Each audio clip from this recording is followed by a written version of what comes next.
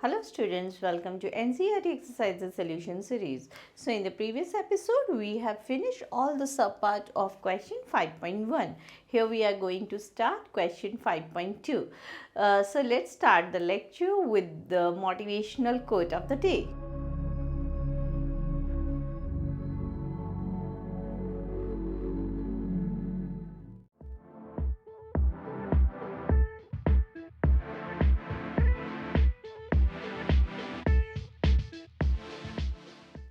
सो start करते हैं question 5.2. इसमें हमें वेरियस सब पार्ट है इस क्वेश्चन में भी. मैंने ए पार्ट जो है वो नोट किया है कि अर्थ मैग्नेटिक फील्ड्स के बारे में ही रिलेटेड सारे क्वेश्चन है. हमने लास्ट लेक्चर में अर्थ मैग्नेटिक फील्ड के बारे में डिस्कस किया था और उससे रिलेटेड बहुत सारे सब पार्ट्स किए थे, रीजनिंग्स के क्वेश्चंस किए थे, तो वो क्वेश्चंस भी बहुत अच्छे थे. और आज आपको इन क्वेश्चंस के साथ और भी कुछ न्यू इन्फॉर्मेशन मिलेगी, तो ध्यान से देखिए. अर्थ magnetic field varies from point two point in space. इसका मतलब क्या हुआ कि अर्थ मैग्नेटिक फील्ड हर जगह अलग अलग है. Does it also change with time? If so what time scale does it change appreciably? देखिए, ये कोई क्वेश्चन उतना ज़्यादा मतलब हमारे लिए एक इम्पॉर्टेंस नहीं रखता कि अर्थ मैग्नेटिक फील्ड जो है वो कितने टाइम स्केल में चेंज होती है. बट हमें ये बताना है किस तरह से. पहले हम देखते हैं पॉइंट टू पॉइंट या पोजीशन के साथ मैग्नेटिक फील्ड चेंज होती है और पोजीशन के साथ वो चेंज होगी और किस तरह से वो टाइम के साथ भी मैग्नेटिक फील्ड चेंज होगी. सो देखिए, सबसे पहले मैं बात करती हूँ जो इस में अच्छा आंसर आप बनाने के लिए क्या कह सकते हैं. जो ये सपोज कीजिए सन है, सन से हमें क्या मिलता है? Solar radiations. ठीक है, ये हमारी क्या है? Solar radiations. और हम कह सकते हैं सोलर विंड.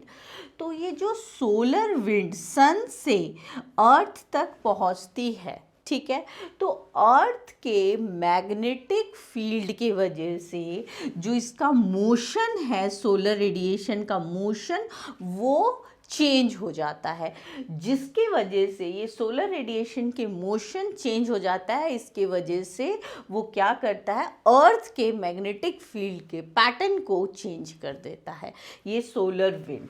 ठीक है, तो एक्चुअली हुआ क्या? सन जो ये सोलर विंड है, सोलर विंड क्या है? That is coming in a form of charge particle from the sun, आप ये बोल सकते हैं. तो ये सन से जो लाइन आ रही है या फिर जो चार्ज पार्टिकल्स अर्थ तक रीच होते हैं, इनका मोशन अफेक्ट होता है किसकी वजह से? अर्थ के मैग्नेटिक फील्ड की वजह से. और इन टर्न वो क्या कर देता है? अर्थ के मैग्नेटिक फील्ड के पैटर्न को चेंज कर देता है, जो कि ऑब्जर्व होता है हमें. जब हम ऑब्जर्व करेंगे तो डिफरेंट पैटर्न जो है वो पोल्स पे मैग्नेटिक फील्ड का दिखाई देगा rather than the rest of the earth. तो पैटर्न जो है मैग्नेटिक फील्ड का, वो हमारा पैटर्न जो है मैग्नेटिक फील्ड का, वो हमने क्या देखा? चेंज हुआ. ठीक है, मैग्नेटिक फील्ड का हमारा पैटर्न चेंज हुआ पोल से, पोल्स में and other part of the earth. ठीक है ना, and other part of the earth में. ठीक है, तो वो पैटर्न चेंज हुआ. वो किसकी वजह से हुआ? सोलर विंड की वजह से हुआ. ये हमने देखा. अच्छा, अब ये जो वेरिएशंस है पैटर्न में, वो आपको कितने टाइम बाद ऑब्जर्व करने को मिलते हैं, ये क्वेश्चन है. तो हमें ये जो वेरिएशंस होते हैं, ये हमारे शॉर्ट टर्म वेरिएशंस भी हैं और लॉन्ग टर्म वेरिएशंस भी हैं. जो शॉर्ट टर्म वेरिएशन है वो ओवर सेंचुरीज हमें दिखने को मिलेंगे.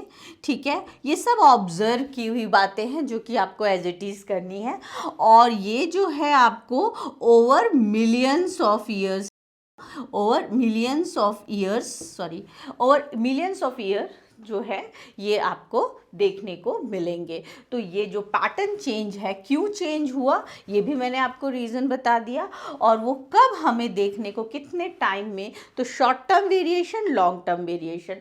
शॉर्ट टर्म वेरिएशन आपको 100 ईयर्स तक में दिखने को मिलेंगे और लॉन्ग टर्म वेरिएशन जो है वो 1000 ईयर्स तक में देखने को मिलेंगे. देखिए, इसका बी पार्ट देखते हैं. Earth core is known to contain iron. Earth का जो हमारा कोर है उसमें आयरन है, yet geologist do not regard this as a source of earth magnetism. उसे वो सोर्स ऑफ अर्थ मैग्नेटिज्म नहीं सपोज करते हैं जियोलॉजिस्ट। क्यों उस आयरन को as a source of earth magnetism नहीं किया जाता? ठीक है, तो इसका हम रीज़न ये दे सकते हैं कि जो आयरन होता है, आयरन इन अर्थ्स कोर, ठीक है, वो कैसा होता है? हमारा मॉल्टन स्टेट में होता है। ठीक है, क्या देंगे आप? जो हमारा आयरन जो है, आयरन जो होता है उसकी प्रॉपर्टी कैसी होती है? फेरोमैग्नेटिक प्रॉपर्टी होती है आयरन की, जिसकी वजह से वो मैग्नेटिज्म की प्रॉपर्टी शो करता है। लेकिन आयरन जो होता है अर्थ कोर में वो मॉल्टन स्टेट में होता है, and in molten state it is not ferromagnetic. ठीक है, ये हमारा फेरोमैग्नेटिज्म को नहीं शो करता है, फेरोमैग्नेटिक की प्रॉपर्टीज़ को नहीं शो करता है at very high temperature when iron is in molten state. तो जब वो फेरोमैग्नेटिक ही नहीं है तो वो हमारा सोर्स ऑफ अर्थ मैग्नेटिज्म या मैग्नेटिक बिहेवियर नहीं शो कर सकता। इसीलिए जियोलॉजिस्ट जो है जो आयरन है अर्थ के कोर में, उससे वो सोर्स ऑफ अर्थ मैग्नेटिज्म नहीं करते हैं। तो बस हम यही आंसर दे देंगे, because in short one line में देख लीजिए कि जो आयरन है in earth core that is in molten state and that does not show magnetic ferromagnetic character, so therefore geologist do not regard this as a source of earth magnetism. C part start करते हैं। अभी तक हमने ये देखा B part में basically कि जो अर्थ के अंदर मॉल्टन आयरन है उसको हमने सोर्स ऑफ अर्थ मैग्नेटिज्म नहीं कंसीडर किया। हमने किसको कंसीडर किया source of earth magnetism? Charge current in the outer conducting region of earth core. जो चार्ज करंट है in the outer conducting region of earth core, that is considered as a responsible for earth magnetism. ठीक है, तो ये है। अब ये what might be the battery और source of energy to sustain this current. ये करंट जो है, चार्ज करंट आते हैं अर्थ कोर के आउटर रीजन पे, वो कहाँ से आते हैं, ये इसमें क्वेश्चन पूछा है। तो अगर आपसे ये भी क्वेश्चन पूछ सकते हैं कि जो अर्थ मैग्नेटिज्म जो है वो उसका बेसिक कॉज क्या है या क्या रीज़न है इनसाइड द अर्थ कोर, तो हम बोलेंगे क्या कि जो चार्ज करंट है उसके आउटर सरफेस पे, that is the cause, that is the main thing which is responsible for earth magnetism. तो इस क्वेश्चन में से भी एक क्वेश्चन हो सकता है। अब बात आती है कि ये जो है इसको कहाँ से सोर्स मिलता है, सोर्स ऑफ एनर्जी कहाँ से ये लाता है ये करंट जनरेट करने के लिए, ये हमें पूछा गया है।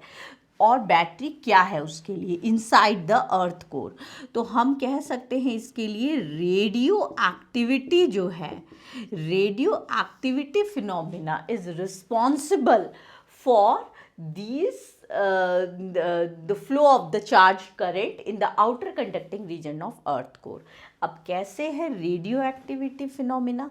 तो हमें पता है इनसाइड अर्थ कोर, ठीक है, इनसाइड अर्थ कोर हमारे क्या हैं, बहुत सारे क्या हैं, रेडियो एक्टिव सब्सटेंस हैं। ठीक है, रेडियो एक्टिव सब्सटेंस हैं जिनके न्यूक्लियस क्या होते हैं, अनस्टेबल होते हैं और वो डिसइंटीग्रेट होते हैं। तो जो इनके जो न्यूक्लियस होते हैं, एटॉमिक न्यूक्लियस, ठीक है ना, ये क्या होते हैं, जब डिसइंटीग्रेट होते हैं, टूटते हैं इनके न्यूक्लियस, तो ये क्या जनरेट करते हैं, heat and energy, lot of heat and energy, and that becomes the source of this charge current. हम इस तरह से कह सकते हैं कि जो रेडियो एक्टिविटी फिनोमिना है वही रिस्पॉन्सिबल है हमारा चार्ज करंट के फ्लो के लिए। वो कैसे, वो मैंने आपको बताया कि रेडियो एक्टिव सब्सटेंस जो एटॉमिक न्यूक्लियस होते हैं, ये एटॉमिक न्यूक्लियस अनस्टेबल होते हैं, तो ये डिसइंटीग्रेट होते हैं एंड जनरेट करते हैं heat and lot of energy. तो बेसिकली इसके पीछे हम ये बोल सकते हैं कि जो न्यूक्लियर रिएक्शन है nuclear reaction, it can be fission और फ्यूजन, ठीक है. So the nuclear various nuclear reaction responsible for this radio activity phenomena and which might become the battery or source of energy to sustain these currents. The earth may even reverses the direction of its field several times during its history of 4 to 5 billion years. How can geologists know about the earth's field in such a distant past? तो एक question में ये बताया गया है, बोला गया है, क्वेश्चन में पूछा गया है कि ये जियोलॉजिस्ट को मिला कि अर्थ की जो मैग्नेटिक फील्ड का डायरेक्शन है वो रिवर्स हुआ है, ठीक है. तो जियोलॉजिस्ट को इसके बारे में कैसे पता चला? तो देखिए, इसका हम आंसर देने के लिए हम ये कह सकते हैं, जब वोल्केनिक इरप्शंस होते हैं, वोल्केनिक इरप्शंस, ठीक है. तो वोल्केनिक इरप्शन से क्या निकलता है? बेसाल्ट. एंड बेसाल्ट में क्या होता है? Tiny iron content. Basalt contain small iron particle which acts like a small magnet. तो जब वोल्केनिक इरप्शन होता है और बेसाल्ट उसमें से निकलता है which contain tiny iron magnet, और ये जो टाइनी आयरन मैग्नेट है inside the basalt, tiny iron magnet वो क्या करते हैं? They align themselves in a direction parallel to the earth's magnetic field. ये क्या करते हैं? ये अपने आप को किस तरह से अलाइन करते हैं? इन अ डायरेक्शन पैरेलल, ये पैरेलल का साइन बना दिया, to the earth's magnetic field. Okay, earth magnetic field के या एक अपने आप को पैरेलल अलाइन करते हैं व्हेन बेसाल्ट गेट सॉलिडिफाइड. जब हमारा बेसाल्ट जो होता है वो सॉलिडिफाइड हो जाता है, सॉलिडिफाइड. ओके, तो ये जो टाइनी आयरन कंटेंट है inside the basalt, they align themselves in a direction parallel to the earth's magnetic field. और उसके डायरेक्शन के बेसिस पे ये पता चला जियोलॉजिस्ट को कि जो अर्थ की जो मैग्नेटिक फील्ड है वो अपना डायरेक्शन रिवर्स करती है.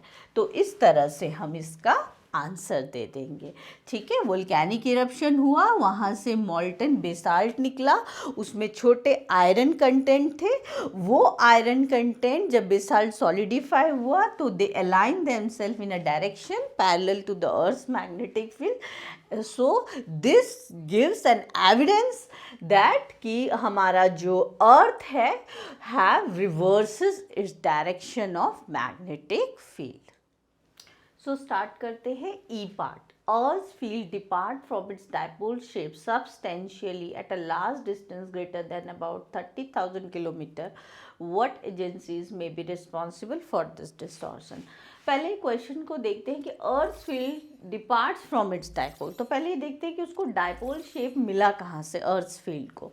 तो देखिए, हमने इससे प्रीवियस पार्ट में सच सी या बी या सी पार्ट में हमने ये पढ़ा था कि जो क्या होता है अर्थ के आउटर कोर पे, ठीक है, अर्थ का जो हमारा आउटर कोर है, ठीक है, तो वहाँ पे क्या है, हमारे चार्ज्ड करंट फ्लो हो रहे हैं, ठीक है, चार्ज करंट फ्लो हो रहे हैं जिसकी वजह से अर्थ का मैग्नेटिक फील्ड हुआ है, ठीक है, जो कि हमारा अर्थ के मैग्नेटिक फील्ड का कॉज है. और इस चार्ज करंट की वजह से ही हमारा जो अर्थ है वो बिहेव करता है एज डायपोल. क्यों? इस चार्ज करंट ने क्या किया? उसको मैग्नेटिक फील्ड प्रोवाइड किया अर्थ को, और मैग्नेटिक फील्ड प्रोवाइड करने की वजह से अर्थ जो है वो डायपोल की वजह से डायपोल की तरह बिहेव करता है. लेकिन उसका जो earth field depart from its dipole shape substantially at large distance greater than. तो क्या है हमारा आउटर रीजन में, आउटर रीजन पे हमारा क्या है? आयनोस्फेयर। और आयनोस्फेयर जो है वो क्या कर देता है, गैसेस, यहाँ आयनोस्फेयर पे हमारी क्या होती है, जो गैसेस होती है वो आयोनाइज्ड हो जाती है, ठीक है। और जो आयंस है ये, they are also associated with magnetic field, ठीक है, मैग्नेटिक फील्ड। तो ये जो आयंस हैं बेसिकली आयनोस्फेयर में, जो आयोनाइज्ड गैस है वो जो आयंस है वो they are also associated with magnetic field, और वो क्या कर देती है, इसके अर्थ के डायपोल शेप को क्या कर देती है, डिस्टॉर्ट कर देती है। तो ये हमारा रीज़न हो गया। उसके आउटर कोर पे चार्ज करंट, जिसकी वजह से अर्थ बिहेव्स एज डायपोल, लेकिन वो डिस्टॉर्ट क्यों हुआ, उसके एटमॉस्फेयर के आउटर रीजन पे हमारा क्या है, आयनोस्फेयर है, that contain the ionized gas, और that ions associated with the magnetic field वो क्या करते हैं, इसके डायपोल को क्या कर देते हैं, डायपोल शेप को डिस्टॉर्ट कर देते हैं। तो स्टार्ट करते हैं F part. Interstellar space has extremely weak magnetic field of order 10⁻⁻12 Tesla. Can such field be any significant consequences? जो आउटर स्पेस में जो मैग्नेटिक फील्ड है वो बहुत स्मॉल है, क्या इसका भी कोई एक सिग्निफिकेंट कंसिक्वेंस हो सकता है, ये हमें बताना है। तो इसके लिए हम देखेंगे, जब चार्ज पार्टिकल हमारा मैग्नेटिक फील्ड पे रखता है तो फोर्स कितना लगता है, QVB, और उसको कौन सा फोर्स बैलेंस करता है, सेंट्रीपिटल फोर्स। तो यहाँ से हम देखें तो हमारा जो रेडियस है वो क्या आ गया, हमारा mv/bq। तो इससे हमें क्या पता चलता है कि हमारी अगर मैग्नेटिक फील्ड की स्ट्रेंथ बहुत स्मॉल भी हो तो भी वो चार्ज पार्टिकल को बेंड कर सकती है सर्कल में, इफ़ उसका रेडियस इज़ टू लार्ज। तो हम ये कह सकते हैं from this relation, a small magnetic field, ठीक है, small magnetic field can even bend a charge particle